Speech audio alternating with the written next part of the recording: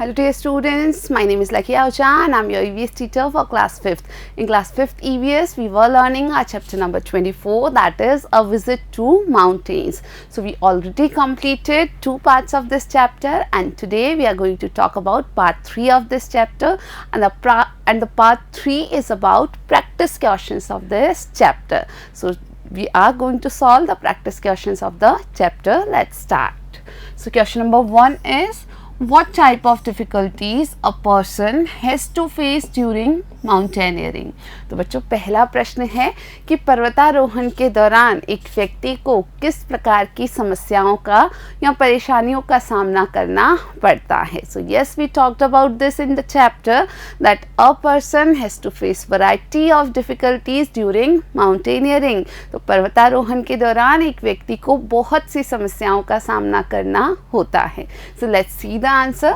A person has to face different type of difficulties during mountaineering, such as steep slopes, extreme cold weather, icy winds, and difficulty in breathing due to low pressure at high altitude. तो बच्चों एक पर्वतारोही को ऐसी अलग अलग प्रकार की समस्याओं से सामना करना पड़ता है, जैसे वहाँ जो बहुत ही तिरछी सी चढ़ाई होती है, बहुत ही गहरी खाइयों जैसी स्थिति भी कभी कभी देखने को मिलती है. उसके अलावा बहुत ज़्यादा ठंडा मौसम, बहुत ही ज़्यादा ठंड वहाँ पड़ती है, और उसके अलावा बहुत बर्फीली हवाओं का सामना भी करना पड़ता है.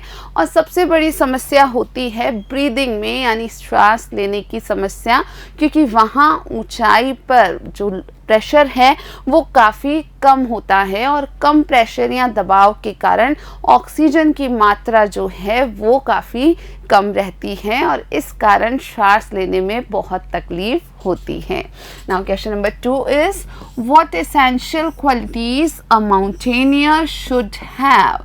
तो एक पर्वतारोही में कौन सी ज़रूरी गुण होने चाहिए या कौन सी विशेषताएं होनी चाहिए?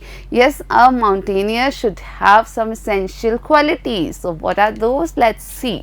So answer is, a mountaineer should have following essential qualities. First, discipline. Second, capability to take risks.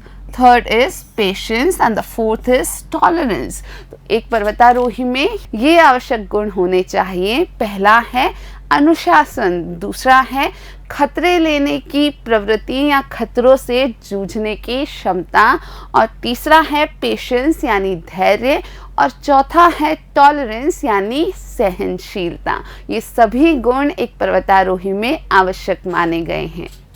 Question number 3 is, write the names of few mountain peaks of the world. So this is an important question, dear students, and we have not gone through all these names in the chapter. तो बच्चों यहाँ आपसे पूछा गया है कि संपूर्ण विश्व के कुछ प्रसिद्ध पर्वत चोटियों के नाम लिखिए. तो हमने हमारे चैप्टर में कुछ एक नाम तो पढ़े थे, लेकिन उसके अलावा भी बहुत से प्रसिद्ध पर्वत चोटियां हैं पूरे विश्व में, और हम उनके नाम अब देखने जा रहे हैं. So let's see the answer.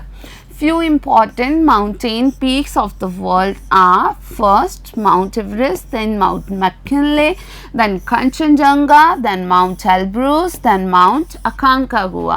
तो ये हमारे संपूर्ण विश्व की प्रसिद्ध पर्वत चोटियाँ हैं. Mount Everest, Mount McKinley, Kanchenjunga, Mount Elbrus और Mount Aconcagua. Now question number 4 is, why does a mountaineer require an oxygen cylinder? बच्चों एक माउंटेनियर को यानी एक पर्वतारोही को ऑक्सीजन सिलेंडर की आवश्यकता क्यों पड़ती है? एक इम्पॉर्टेंट क्वेश्चन है ये है, और हमने हमारे चैप्टर में भी इसे जाना था. So let's see the answer.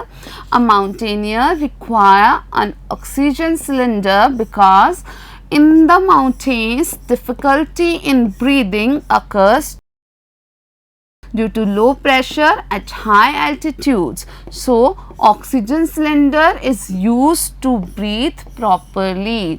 तो बच्चों आपको याद रखना है कि एक पर्वतारोही को ऑक्सीजन सिलेंडर लेकर जाना पड़ता है. क्यों? क्योंकि वहाँ ऊंचाई पर कम वायु दबाव होने के कारण जो ऑक्सीजन लेने की प्रक्रिया है, श्वास लेने की प्रक्रिया है, उसमें समस्या उत्पन्न हो जाती है और वहाँ ऊंचाई पर हम आसानी से श्वास नहीं ले पाते हैं।